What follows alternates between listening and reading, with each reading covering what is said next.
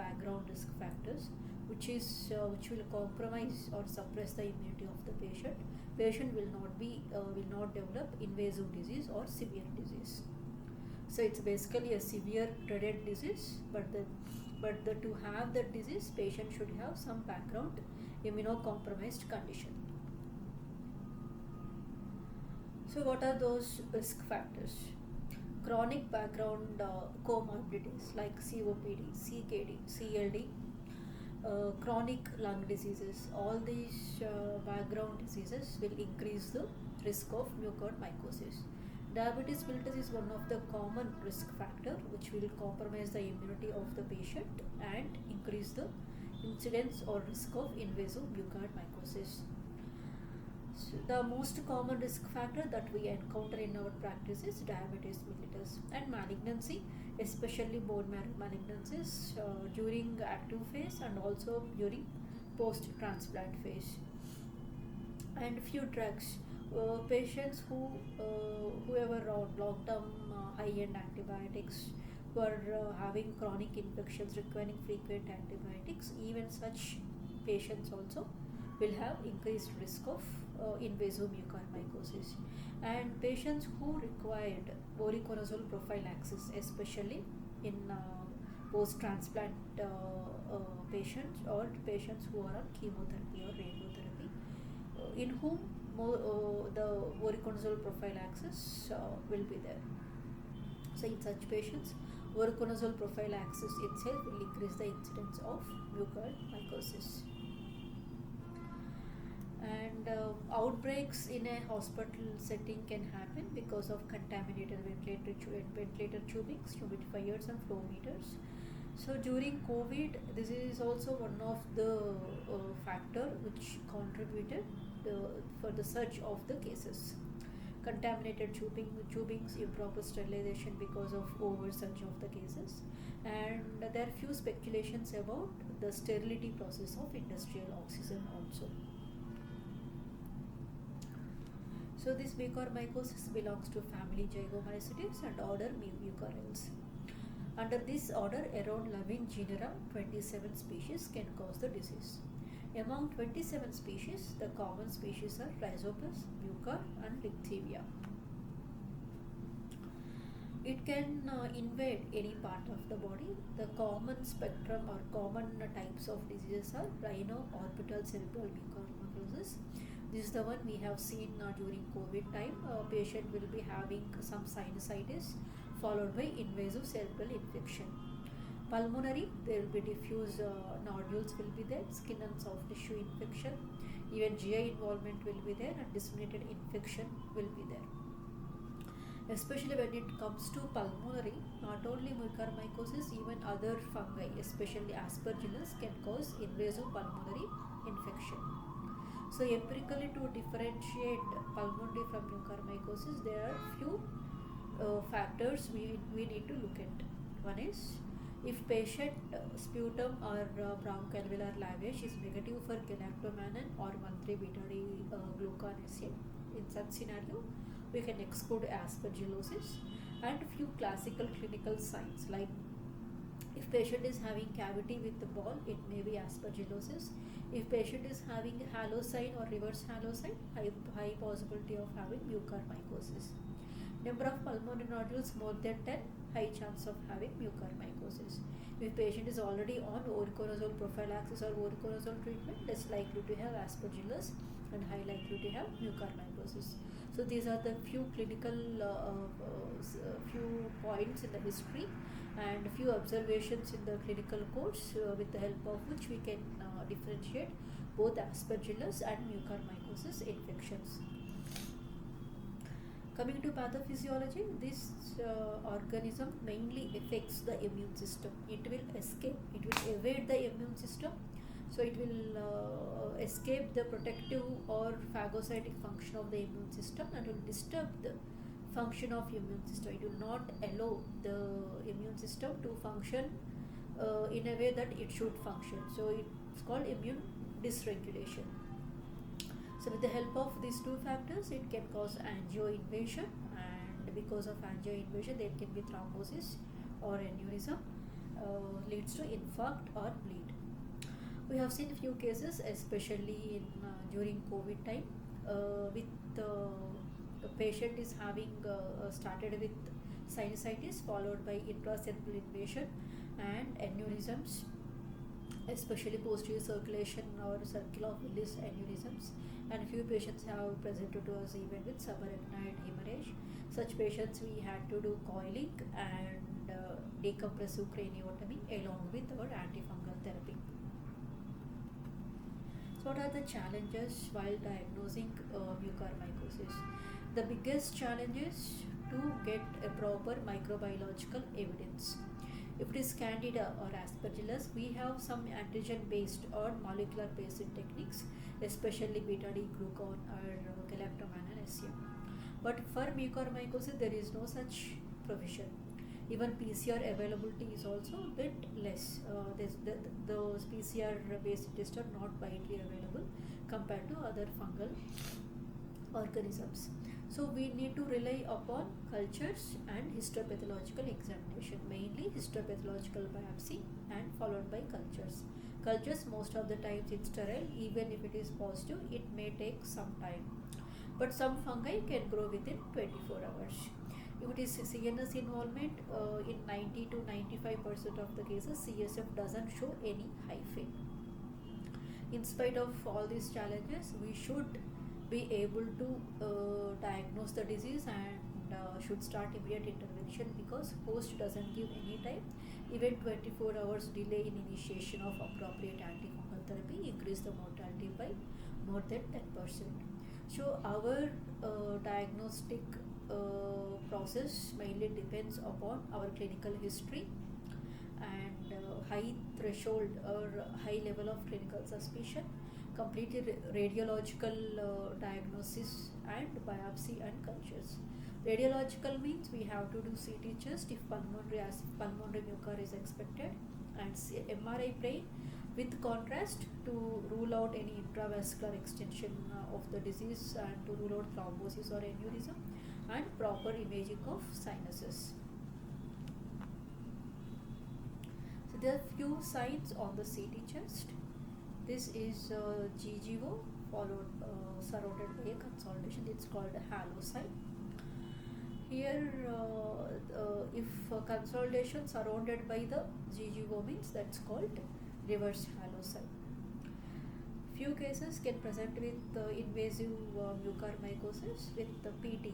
So thrombotic, we have to look for thrombosis within the pulmonary vessels. High likelihood to have even pulmonary arterial thrombosis.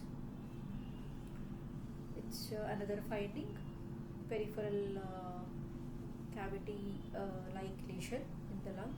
If there are more than 10 nodules, we can suspect mucormycosis. What are the clinical signs and symptoms? So patient can the symptoms or signs can start with conjunctivitis, redness or watering of eye, retroorbital pain, severe facial pain, tenderness over the sinuses, redness over the sinuses, sudden loss of the vision, amaurosis, orbital swelling, proptosis, and ophthalmoplegia because of involvement of cranial nerves. Especially in case of in the ER, if patient is having these three signs, these triad, the diabetic ketoacidosis with altered sensory with some orbital swelling. If patient is having these three signs, 99% of the times it is invasive cerebral mucormycosis. So in such scenario, we need to start with IV amphotericin B in the ER itself, followed by we can proceed with further investigative work. This is one scenario where we have seen subarachnoid bleed in a COVID recovered patient who presented to us with severe headache and giddiness. CT brain was done and size 2 of subarachnoid bleed with aneurysm, subarachnoid bleed with aneurysmal rupture. So this patient underwent decompressive craniotomy along with coiling, and he received liposomal amphotericin B and posaconazole for quite some time, and he has recovered well. So as I told you, the diagnosis purely based upon our clinical suspicion a few clues in the history, clinical science, and imaging, biopsy, and cultures. There is no role of any antigen based techniques or molecular based techniques as of now. Coming to management includes antifungal, of course, along with appropriate and early surgical debridement of consent site and control of the risk factors. These are the three principles behind the principles of managing mucormycosis patient. Control of risk factors means if patient is diabetic, aggressive glycemic control should be taken care of. And if patient is on steroids, we need to decrease the dose or stop the steroids if possible. If patient is on immunosuppression, it decrease the dose if feasible or stop the immunosuppressant drugs for a transient period till the infection get controlled. Surgical management means if patient is having sinusitis, endoscopic debridement, or if it is having CNS involvement, take appropriate consultation, and the patient has to undergo early surgical debridement as fast as possible. And the first dose of antifungal patient has to get as early as possible, because every 24 hours delay will increase the mortality by more than 10 to 15%. Of course, amphotericin B is the drug of choice, but among amphotericin B, the options we have is conventional amphotericin B deoxycholate and lipid formulations. But amphotericin B deoxycholate has been associated with severe nephrotoxicity. Nephrotoxicity itself will increase the mortality, so it's completely avoiding nowadays, and the treatment purely being continued with liposomal amphotericin B or lipid formulation of amphotericin B. Among lipid formulations, we have three types of lipid formulations. One is liposomal amphotericin B, second one lipid complex, third one colloidal dispersion. The major difference What is the major difference between conventional and lipid formulations? The serum concentration will not increase with increase in the dose of the drug when coming it with lipid formulations. So the therapeutic range or the therapeutic window will be increased. So we can go up to a dose of 10 mg per kg with liposomal amphotericin B. But in case of conventional amphotericin B, it's only 1 mg per kg. Even with 1 mg per kg, there is a risk of having nephrotoxicity. So why the concentration is not increasing with increasing the dose?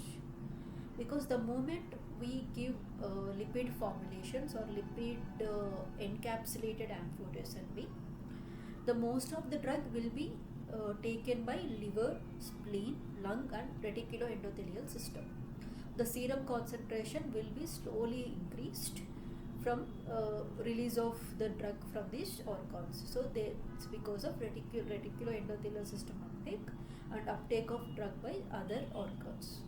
So because of this mechanism, even if we give a higher dose, the serum concentration will not increase. So as there is availability of less availability of the free drug in the circulation, nephrotoxicity will not happen, or the risk of nephrotoxicity will be less with liposomal or other lipid formulations of amphotericin B. Among these three, liposomal or lipid complex or colloidal dispersion, what to choose?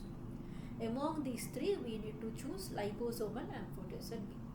Why? Because other two formulations, like lipid complex and colloidal dispersion, there is high chances of uptake to reticuloendothelial system. But coming to liposomal amphotericin B, the size is less, so the reticuloendothelial, and it's a negatively charged particle, reticuloendothelial uptake or macrophage uptake is less, and it's highly being taken by other organs, liver, spleen and lung, and readily released into the circulation. Other factor about these three drugs is CNS penetration more with liposomal amphotericin B compared to other two drugs. As per literature,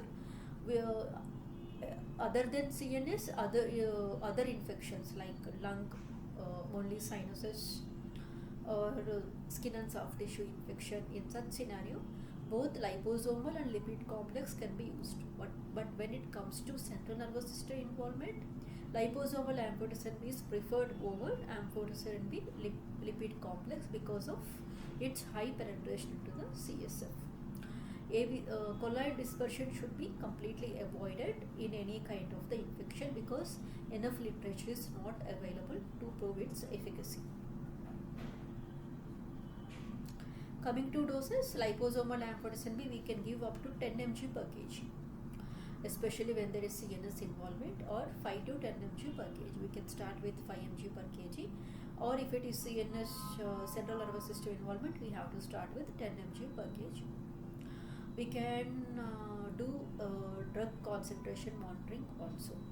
If it is amphotericin B lipid complex, we can give up to 5 mg per kg. The dose of lipid complex is 3 to 5 mg per kg. Some literature says even we can increase up to 7 mg per kg.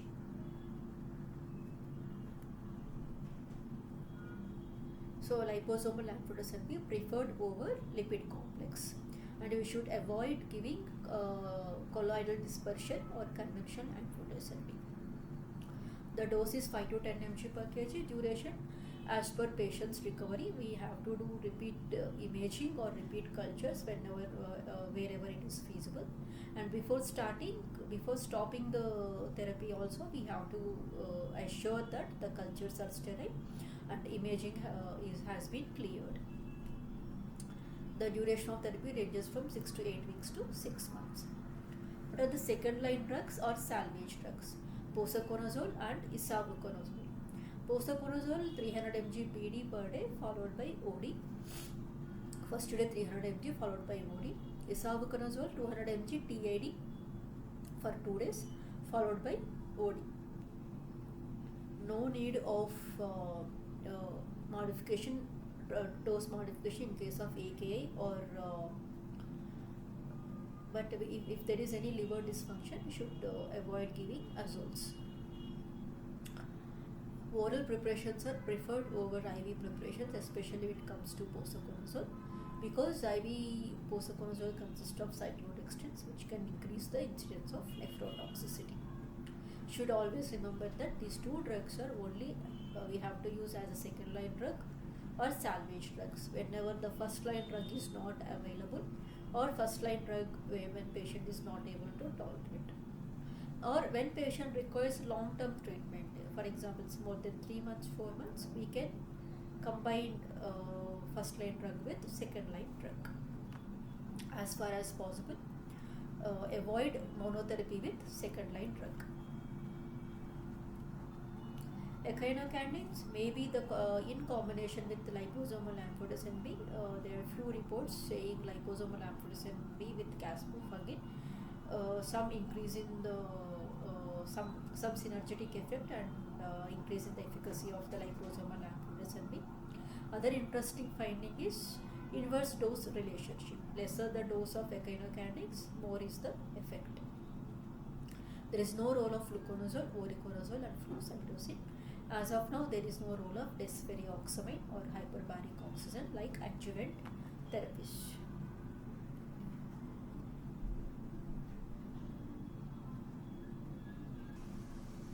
And few facts about posaconazole are while giving posaconazole tablet oral form, we have to give this tablet with high fat meal. If at all patient is on monotherapy of posaconazole, better to check the therapeutic concentration of posaconazole. The target trough level is 1.8 mg per liter.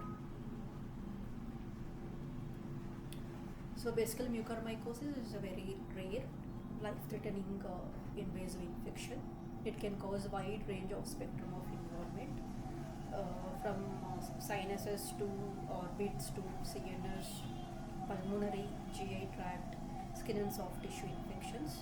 The main challenge is diagnostic aspect, because as compared to other fungal infections, Candida and Aspergillus, for mucormycosis we don't have any molecular based or biomarker based diagnostic options. Especially for Aspergillus, we can check galactomannan, and for Candida 1,3 beta D gluconices, and PCR is also widely available for Candida and aspergillus, but such provision is not there for mucormycosis. So mainly the diagnostic part depends upon the clinical course, some clues from the history, and our high level of suspicion, imaging, followed by biopsy and cultures. So, all these biopsy results and culture results will take at least 3 to 4 days time. So, depending upon our clinical suspicion, we should be able to give appropriate antifungal therapy in the first 24 hours. Most of the times, patient requires emergency surgical intervention. Among all lipid formulations, liposomal amphotericin B is preferred and superior to other two lipid formulations. Completely avoid conventional amphotericin B unless it is regional or local therapy. If there is a plan to give systemic, liposomal amphotericin B is the preferred drug and first line drug. If it is not available, first line drug is not available, we can consider giving posaconazole or isavuconazole. Or patient requires long-term prolonged maintenance therapy, we can combine posaconazole or isavuconazole with liposomal amphotericin B. But if patient requires monotherapy with posaconazole, better to go ahead with our therapeutic drug monitoring. And other main principle is control the risk factor, and overall whatever, in spite of many research and many advancements in the surgery and in terms of the antifungal therapy, the prognosis is still borderline, still bad, and high chances of mortality, especially when there is CNS involvement. If there is CNS involvement, don't escalate the dose slowly. First hit hard with 10 mg per kg of liposomal amphotericin B. So thank you, and we will meet up soon.